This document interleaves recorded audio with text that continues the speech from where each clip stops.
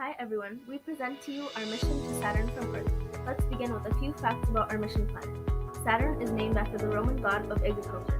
It is the sixth planet from the Sun and the second largest in the solar system after Jupiter. Its temperature is approximately minus 212 degrees Celsius. It has an average radius about 9 times that of Earth. Saturn's interior is composed of a core of iron, nickel, and rock. Its core is surrounded by a deep layer of metallic hydrogen, an intermediate layer of liquid hydrogen, and liquid helium, and lastly a gaseous outer layer.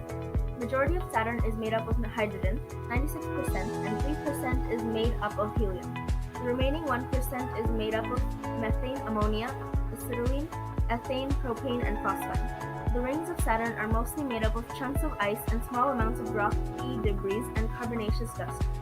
The ring stretches out more than 120,700 kilometers from the planet, yet they are extremely thin and are 20 meters thick. Winds in the upper atmosphere can reach speeds of 500 meters a second. This, combined with heat rising from within the planet's interior, cause the yellow and gold bands. Because of these environmental circumstances in Saturn, we are not able to land on the planet or go near the ring. So instead, we are orbiting around the planet. So now let's get on to the actual mission portion. There are two things required to execute our mission to Saturn. We chose a space probe as our exploring engine, and we used the slingshot effect to travel to Saturn. A space probe is a spacecraft that travels through space to collect information, and they do not require astronauts. They send data back to Earth for scientists to study and analyze. The first probe was launched on October 4, 1957 by the former Soviet Union, and it was called Sputnik. The very first probe studied Earth from space and learned what it would be like to be in space. We're making the space probe move using ion propulsion. An ion thruster or an ion drive is a form of electric propulsion used for spacecraft propulsion. It creates thrust by accelerating ions with electricity. The ion propulsion system is able to travel vast amounts of distance quicker because of its efficient use of fuel and electrical power. It is also a lot cheaper than any other propulsion technology available to us currently. To give you a better idea, at full throttle, it would take our space probe about 4 days to accelerate from 0 to 100 kilometers per hour. That may sound very slow, but instead of thrusting for 4 days, if we thrust for a week or a year, we can build up fantastically high velocity. To transport the space probe to Saturn, we will be using the slingshot effect. The slingshot effect is used to accelerate a spacecraft. NASA states that this effect as the gravity assist. It is a very beneficial way to save fuel during long missions to outer planets such as Jupiter and Saturn. This method will accelerate the space probe from Jupiter to Saturn.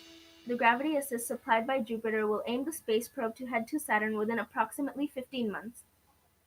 Now I will be talking about the benefits of our mission. Previously, only 4 spacecraft have been sent to Saturn, of which 3 of them were just flybys, meaning that it lacked a lot of data relating to Saturn. But with our space probe, we will be able to gather more helpful and interesting information about this mysterious planet by collecting data and studying the unknown amount of rings around Saturn, its lightning storms, its 62 plus moons, and what's at Saturn's core. After launching our space probe, it will communicate with Earth through electromagnetic waves, specifically radio waves, since sound cannot travel through the vacuum of space. It will be equipped with a transceiver, a dish antenna that emits radio signals. These signals will then be detected by an array of very powerful radio antenna called the Deep Space Network back on Earth. The antenna receive the signals which contain information about the current location of the probe, the condition of the probe, pictures, and data.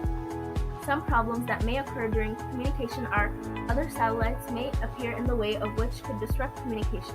Other space probes may also be launched during our time, which could cause signal issues. Comets may interrupt communication by coming in the way.